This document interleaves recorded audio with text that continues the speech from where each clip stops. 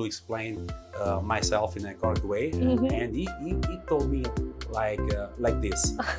No? So now in Italy, like this means I've not understood very well. Oh. Okay, so I repeated the concept 3 times. He was a very kind guy, because if he was not, he would have told me, "Okay, Walter, but why you are repeating this thing for 3 times?" I understood. So he was not doing like that. At the end of the story, lucky him, the boss entered the room and told me, "Hey, this means yes." Oh, I'm sorry.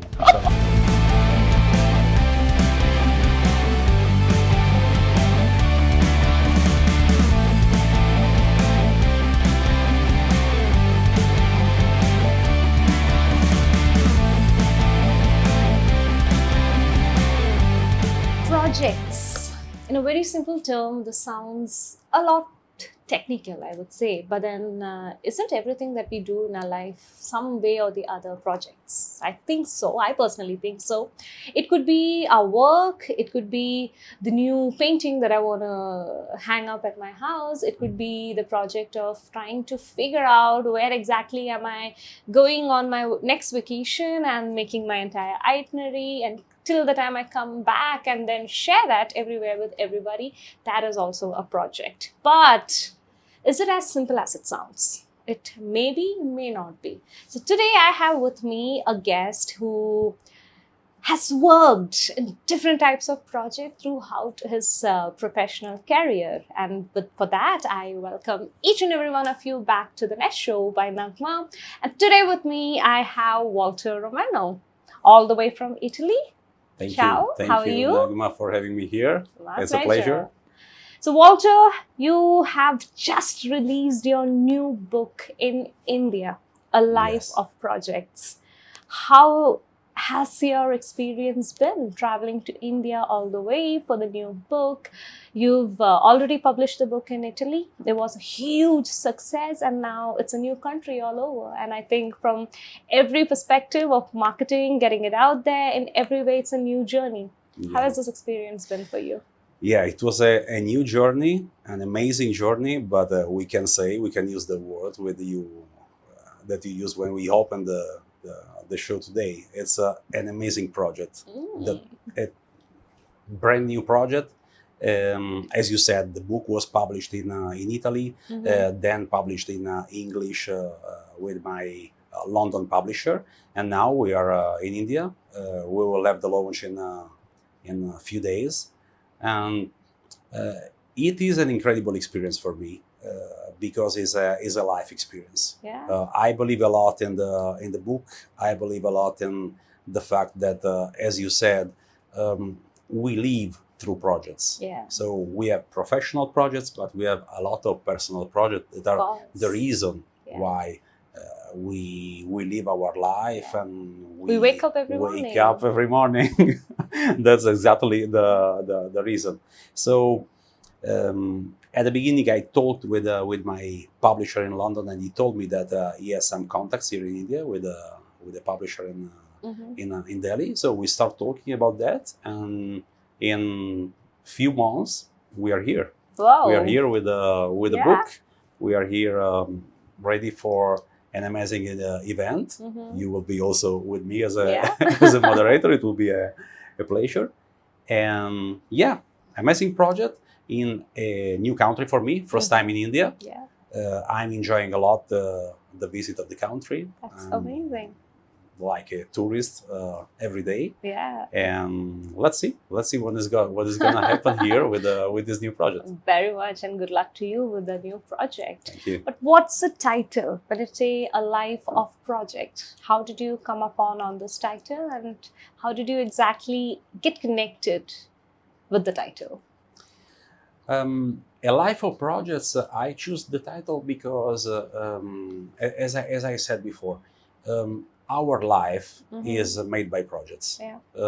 We do not realize it very often that it is like that. We are used to see life as a continuous flow of episodes, things that happen to us. But I think that we can make the difference when we understand that what happened to us are just episodes are just things that we can live and manage like projects. This is, for example, the project of me publishing a book here. Yeah. I have in parallel a lot of other projects, Yeah. and this is my life today. Yeah. But when we see the things that we do as defined projects, we can apply methodologies, we can use techniques, we can start planning and think about where we want to go, instead of you are in the flow, you follow the flow, let's see what is going to happen, and you don't know nothing that put your project in the direction that you want they go. No, so that's the reason why I wanted to call it a life of projects, because our life is full of projects. True. And also I can tell that my life is full of projects because I'm a project manager as a professional, and due to this passion I started writing books on project management and enlarging the concept to the personal life. So, I mean, honestly speaking, once I started reading the book, I perceived it to be something focused on a management topic. I was under the impression the book is going to be for management students, people in the CEO positions, CFO positions, who are managing teams, who manage projects. So I was under the impression that this is a hardcore management material book, self-help for anybody who's pursuing to become a manager or run projects by themselves. But it was a good surprise. Once I started reading the book, I figured it's not just about our professional life. I loved it how you started talking about each individual scenarios, not just yours, but of other people also, their personal life and how you can see it as a project. But my question to you is, can every incident in my life be seen as a project? Or to call something a project, do I need to have certain stages or like a life cycle for that particular incident or that duration of time period in my life to actually call it like a project? No, everything can be seen like project. As you said, I like what you said now, because it's a message that I try to give to the readers. This is not a management book. It's the second, for sure. There are three parts in the book, as you know. The second part is about project management for everybody. That can be used by people working in whatever sector and for personal life. But the first part is the question cycle. So the list of questions that you have to ask yourself in order to understand, first of all, which kind of project you want to carry out and how to do that, in which way, which is your strategy. And yes, every thing that you do can be seen like a project if you are able to use the concept of project properly. So project is something that has a beginning and an end. It's something that you have to plan. Then you have to go through the action. Because I know many people who has a lot of amazing projects, but they always tell me, but now I need to study before this detail, and then I have to be prepared about that. And you will never find the right moment to start. There is a point in time in life where you have to decide to start with the action.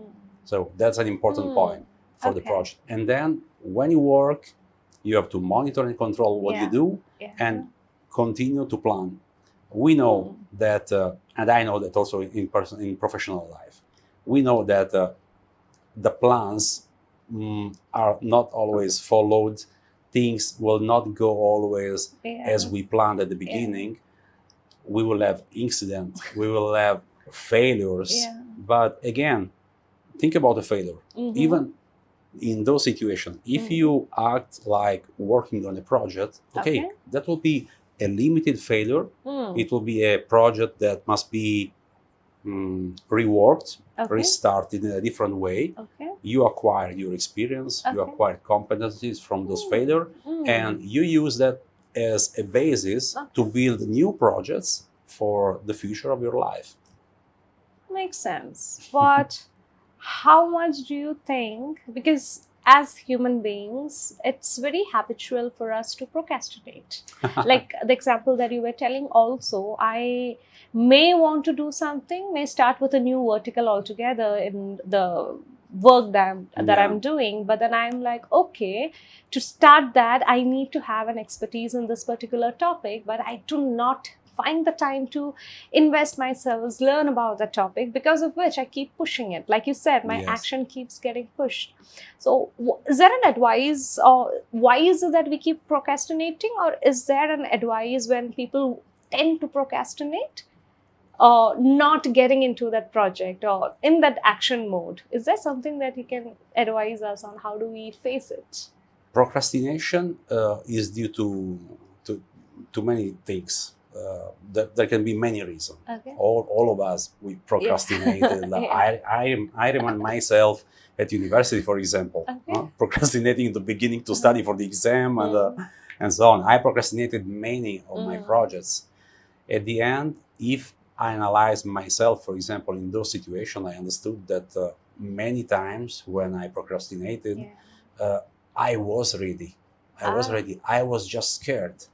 Okay. I was just scared. Okay. I was not able to start planning Okay. the actions. Mhm. So that was kind of blocking me and preventing me to start. Starting, going directly to the point of acting Yeah. is the main point. Sometimes yes, it's difficult, but for example, working on projects, we know that one important part is analyzing the risks of Okay. what we are going to do. Okay. For Yeah. example, one Yeah. advice is when you have a project, start thinking about the risks, what it may happen, and thinking about if this event is going to occur, what I can do. You will be ready for Yeah. a list of risks. Yeah. Some other risks could arrive without Okay. planning them, but believe me, when you have this kind of risk analysis, you will see that the stress will decrease. You will feel yourself more ready to, You're to prepared start, to and you face will go to the anything. action. Yeah. Makes sense. When you share all of this, now I'm extremely curious. How has your life been like? Because you've traveled around the world doing different types of projects. You've been in Tokyo, you've been in Dubai, Yeah. a lot of places, and that's a lot of important work that you've done. Tell us a little bit about your work, the type of different works that you did, what some examples of the projects that you managed, and your experience. Yeah, part of my projects are travels, for example. Very good. You ask me a lot about passion. Yeah. And I can tell you, for example, if you ask about my life, that I have some big passions. Okay. Books. Yeah. My father was a professor. Oh. Mom was the librarian wow. of the town where I was born. Dream job. They are retired now. And so I was born in the middle of books. Nice. And then started working. When I moved from the south of Italy to Florence, where I live now, beautiful city in the middle of art, history. Yeah. And I started traveling a lot due to my job in multinational companies. Okay. So also in the books, in my book, there are many episodes from my personal life. I think that it was one of the most important experience for me. Helped me to get amazing experiences all around the world. Helped me to understand that points of view are different based also on cultures. Yeah. And that what I can see in a specific way can be seen by another person in the opposite, exactly in the opposite way. This is true even between in the same culture. Imagine when you work in a multicultural environment. So my career has been like that, working always in multicultural environment, multinational companies. I worked with a lot of colleagues from India, for Oh, example. lovely. At the beginning, I started working on telecommunication. I'm an engineer. Okay. So Oh, uh, you I, are. I'm an engineer, yeah. I started working on telecom system for metro and Okay. underground. I Uh, worked on Dubai Metro, for yeah. example. Then I had 10 years in the oil and gas sectors. Mm. Now I'm again in the telecommunication system for metro. So I experienced projects and project management in Mm. different sectors. Okay. Also event organization with the Yeah. Project Management Yeah. Institute. Yeah. So yeah, my life goes around projects, traveling Yeah. a lot, Yeah. and so appreciating the diversity, Mm. appreciating the differences Yeah. between people, Yeah. because differences can be scary. Mm. They are scary, but there is a lot of richness Yeah. inside Yeah. a different Mhm. point of view if you are Mhm. able to appreciate it, if you are Mhm. able to observe and Mhm. listen. Mm. So that's really one of my big passion, traveling around and trying to share with people, like I'm doing with you now and in these days in India. That's beautiful. I'm jealous of your job. Yeah, I mean, I still love my job. So, while you were telling working in multicultural, multilinguistic groups of people, I'm sure you would have had a lot of challenges. But I'm sure, talking to you and reading your book, I'm assuming that you are somebody who is a lot organized and structured. So, does a formula that you apply in one culture work in another culture? Hmm. As I said before, no, there Okay. is not a How do formula. you tackle with that? Because this is, I mean, why I'm asking that question. In India, we don't have to even go abroad to experience multicultural, multi-language. It's different. I'm from the south. When I came to Delhi a year ago, and I completely shifted here, there were so many things that came out as a cultural shock for me. And these are things I've already learned about it in my school because Mhm. Delhi is the capital, and we heard and learned and stories from other people. These are all stuff. But then at the same time, there were so many things I was so shocked about. It was a very difficult thing to adjust initially. I wish I had a lot more tools in my hand to adjust or do the things I was doing before, maybe be able to do it better, because here what I did in the south did not work in Delhi. Yeah. So how was your experience with that, and what's your advice to people like us? Yeah. Unfortunately, or luckily, depends on the point of view, there is not a formula because, again, cultures are different. So, Yeah. for example, the way to manage time Yeah. is totally different if you are in Italy, Yeah. if you are in Mexico or wherever. Okay. I'm mentioning Mexico because I worked with Mexican companies for some years, Mm. so I had to adapt. Okay. For example, Okay. from that point of view, Yeah. when I was in Brazil, I gave a kind of a speech, for Mhm. example, and I had my 45 minutes, and I'm an engineer, I'm a project manager, I have my method, Yeah. and in general, they tell you have 45 Yeah. minutes. I got inside those Yeah. 45 minutes. But at the end of the speech, for example, one person that the organizer told me, oh, that was very interesting. You could have also talked some more about those aspects because people were asking about that. Okay. And I told him, yeah, yes, it would have been a pleasure, but I was on time, and Yeah. there were other people talking after. I had to stop there. Yeah. And he told me, no, but look here, it's a kind of they would have appreciated because it was a sign of giving more than what was expected. I was quite kind of surprised Okay. about that.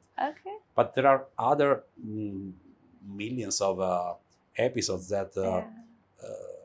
taught me that you need when you face people from different culture Mm. to be prepared to Yeah. study Yeah. and first of all you cannot study everything. Okay. So you need to be open.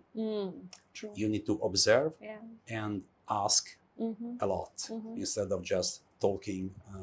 You need to understand their context, Yeah. how they move. For Yeah. example, now is something that I do every time I have some negotiation. Okay. Or when I start project with different cultures, I study, I Okay. read books. Yeah.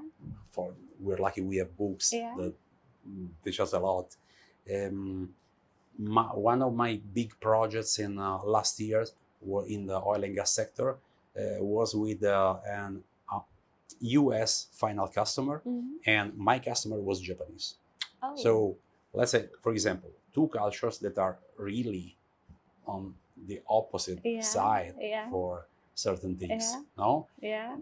US customer was very focused on results. Okay, let's get to the result. Let's do that. Then we'll find a way to adjust the method and whatever. The Japanese people wanted to know, for example, and to understand not only the result, but also how you get to the result, because they are very focused, for example, on processes.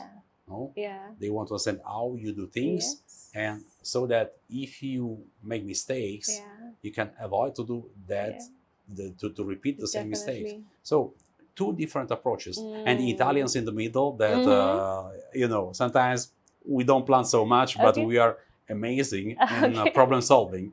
So you imagine we were really there was the word in that project, and when you have this kind of context, you learn a lot. You really learn a lot. But the first thing that you learn is try to understand the person you have in front of you, because the world, the reality that you perceive, 100% is different from the one that the other person perceives. Yeah. That's actually very true. What has some of the, I wouldn't want to call it weird, but very interesting experiences that you've had with while you've been with any of your projects? On projects in general? Yeah. Something very interesting. Everything was interesting. The most interesting things I told you, it was to work with different cultures, to understand that how they approach some aspects. But for example, I when I was very young, which is the gesture that you do in India to say yes with your head? Yes. You say like that? I think so. I'm confused. Okay. Yeah. When you say like that, yeah, we do that also. You do yeah, also. In the south we do multi-directional. Both of them? Yeah. Okay. So, and in Italy we use hands a lot. Okay. We have a lot of gestures. So, for example, once I had a colleague, and I was working in Dubai. A colleague from India. We were talking about numbers and figures, and I asked him, is that clear? I was able to explain myself in a correct way, and he told me like this. No? So now in Italy, like this means I've not understood very well. Oh. Okay. So I repeated the concept 3 times. He was a very kind guy, because if he was not, he would have told me, "Oh, okay, Walter, but why you are repeating this thing for 3 times?" I understood. So he was not doing like that. At the end of the story, lucky him, the boss entered the room and told me, "Hey, this means yes." Oh, I'm sorry. I'm sorry about repeating so many times the same thing. But it's just a small example. But it's if you don't know, if you don't study, if you're not prepared to some even more important things. This was a nice episode. Yeah. No? My colleague was so laughing a lot. Yeah, of course. But if you are not prepared, you can go through misunderstanding and things that can bring to a failure of a project or a negotiation or whatever. Okay, well, that's interesting. Okay, I'm sure there are many experiences like that. Thank you so much for sharing those experiences. But now I'm more curious, because you've had a very eventful, you are having a very eventful life. It's a lot of things, traveling, cultural differences, learning, managing your projects, everything put together. How did you find the motivation, inspiration to actually sit down and put all of these together into a book format to give to others? Uh, that was really a job that started years ago. Mm-hmm. So it's kind of like, this is not my first book. Yeah. I wrote an Italian book years ago, Mm-hmm. more technical guide for Okay. project management. Mm-hmm. But this is, as you explained, very, very different. So uh, it is something that I had in my drawer. Okay. I started writing in Brazil, in Rio de Janeiro. So I wrote something in 2018. Okay. Then in 2019, I went back to Dubai after work to meet with some friends. I was in New York. So I was writing things, and at a specific point, I don't know why, I don't know what happened, but it likes connecting dots in the head, and I understood that that was a book. That was a book. I wanted to structure it as a book. Nice. So I remember when it was late in the night, usually when the stress is less and you start having ideas before sleeping, and I took my note block, and I start writing everything. And so first part, strategy and motivation, question to build your project. Second part, project management. Third part, skills and attitude. And in 3 months, the book was there. So again, but it was not written in 3 months. It was a lot before. Wow. That was the way it started everything. And as I said before, it's a real project. I believe in the project because I think, again, projects are something that link all of us wherever in the world. True. We are project in Italy, you're project in India. Everyone has project, and I was able to put together in this way also my passions and my activity, because I'm a project manager for companies. I'm also a coach, an executive coach, so I follow people to help them to unlock their potential and to transform their ideas in projects. And very often what managers, what people ask me is working on the personal projects, like, for example, a career path that sometimes we forget about it because we are focused on professional projects, but our life, it's the most important project that we have. So in your book also you have mentioned about how important having projects is, having the plans are, but it is also very important to take out some time to do things that you really enjoy doing. You've particularly been advising that in the book also. What is it that you do?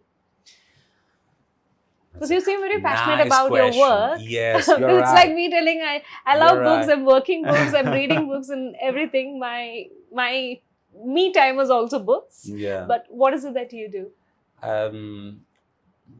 The point is that I try to build my life, putting together everything. The job and the passion. Now everything is melted together. There are no boundaries for me. For example, now I'm traveling here. I'm visiting an amazing country. So my passion of traveling.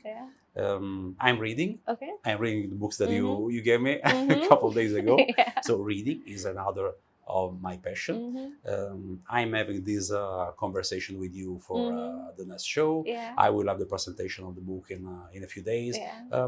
I was able with this to put together everything. I could not even talk about that, about naming it as a job. I'm having fun. This is also my passion. And yes, sometimes I have to remind myself also, and I suggest to everyone, okay, projects, structure everything, but remember to make time Yeah. for things that are out of your Yeah. profession. Yeah. Make time for family, make time for friends, Mhm. and make time for your passion. Mm. Because there are many people who have their job, probably the majority, who have their job, but their job is not really their passion. So you Mm. need, to balance Yeah. in a day, Yeah. or at least in a week. Yeah. You should be able to balance your energy. So if there Mm. is something bad that sucks your energy, you have to find something that gives Gives you you energy. energy. So the balance must be positive Yeah. at the end. Mm. And that's why I started to do these kind of things. That's what I try to do. There is an interesting exercise that you can do. For Yeah. example, Yeah. on a daily basis, you can Uh-huh. write things that make you lose energy, and Yeah. things that gave you Gives you energy. energy. So if you do it for 2 or 3 weeks, Yeah. and then you look at it, Yeah. you can understand. Oh, so maybe you realize that there are some activities that you Yeah. like, Yeah. and you don't even understand at the Yeah. beginning. Mm. So it's a lot about energy. Life is a lot about time, Yeah. and how to use it, Yeah. and energy, Yeah. where to find them. Yeah. That's deep. It just reminded me from a lot of concepts from the book Ikigai, which where certain things even you also talked about in the book, but I can clearly see that you are living your passion and purpose. Now, that's beautiful. I mean, that's amazing. What is next for you? Now that this Project India, is almost getting fulfilled, next comes marketing, which I think is an ongoing journey. But what's next for you? Next is for sure to go on with this project, to continue to promote the book and the concept inside the book all around the world. Yeah. Next is also ideas for new books. Okay.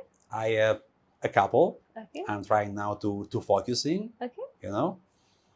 And waiting for the dot connecting and starting writing. Yeah. And part of the future is also unplanned, because I always said during this talk with you that yes, we have to plan, but I know that we have to keep also some part of the time then unplanned, to leave the opportunities come to us. I'm only hearing that part, unplanned. I like that. Let's see what is going to happen. But for sure, in the future, in next future, there is another book, and a lot of works about that, helping people to unlock the potential, helping people to identify their project and realize those projects around the world. And why not? I really hope to come back to India very soon. Oh, please, because I do. have friends here. Yeah, anytime. And I have many contacts, so I will hope come back you'll very still soon. tell that after eating some food that is prepared by us. Yes. But that is amazing, Walter. This has been an amazing journey having this conversation with you, because I think a lot of questions that I personally had in terms of, I think I was getting free advice. So thank you so much for that. So that's great. Are you planning to translate the book into any other Indian vernacular languages, or taking it to any other country? I will think about it. I will think. Now we have the book in English, so as a spread all over the world. But why not? My idea could be to have it translated also in other languages. But let's see what the future will give me with this book. That's amazing. But wishing you all the very best. Thank you so much for all the free advice that you gave me today. And thank you for all the wisdom and advice in your book, which I personally felt came really useful. I really wish I had more time to sit with the book, because there were multiple activities that you were suggesting, which I was like, okay, I should try this out. But I was like, okay, there is an interview coming. I don't have the time to. There are a lot of exercises to do. Exercises. So it's also practical. Yeah. Exactly. Is there any one particular exercise in the book that you would want to explain now on camera that you think very easily is something that people can apply in their day-to-day life and could really help them out in planning Okay. their days. Okay, just one that I can explain quite easily in the without images is the wheel of life, for Yeah. example. Mm-hmm. The wheel of life is very interesting. It's a wheel Okay. with a different part Okay. divided in areas. Yeah, like a for- pizza. Yeah, like a Okay. pizza. That's for an Italian. That's a very perfect example. I should have said that. Thank you very much. So We it's a get good pizza, pizza in with, India. and every slice, Yeah. pizza is an area of your life. Okay. So family, Mm-hmm. money, Mm-hmm. job, Mm-hmm. health, Okay. and analyzing that for every slice, you Okay. need to define which is your level at that point. So, for example, now I okay. need to go back to the gym. Okay. So health is kind of from 1 to 10. Okay, let's say 5. Okay. And I've been very good with myself. Uh-huh. Family, Okay. 7. Yeah. You complete the exercise Yeah. and you see where you are. Oh. You work on it. You Okay. see the areas where you are not very well. But you're not satisfied yourself. You Your are score not is below 3, satisfied. 4. Yes. And you define a plan for that. Okay. So what I have to do to improve this? Friends, very low connection, no time for friends. Okay, try to make a plan to have more time with some friends. You may, it's something that I regularly do every 6 months. Okay, I was just about to ask that. What duration should we keep doing 6 this? months. 6 months is okay. If you want to do every 3, but you need to execute the plan. Yeah. So, and you need to see the result of the actions. Yeah. So every 6 months is perfect. You will see the differences. You really will see the differences. Easy exercise, but practical. One final last question to you. Imagine a world of fantasy where you can have everything that you want. What you imagine can be the reality. What is your dream project? Wow. And this is the last question. This can open a world. This can open the second chat for the show. Season 2. The project can be kind of just spending time reading, writing new books, talking to readers, and traveling all over around the world. That would be the project that would put together all my passion. Talking to people about their projects, making kind of a training about project management, that would be amazing project for me. I don't need anything else. Add in a cabin inside the woods and a lake nearby, I think life is sorted. But thank you so much for being a guest today, Walter. It was such an amazing experience having this conversation with you. And I wish you very best with your book in India and everywhere, and all your future life projects. I hope you keep talking about your projects as passionately as you are talking about it right now, and give those infectious passion away to a lot more people around you as well. Wishing you all the very best. Thank you so much. And is there a last message that you would want to thank you. share? Thank you for having me here. I hope that your project will be great. But I see your passion and I see all the things that you are doing. So I'm sure about that.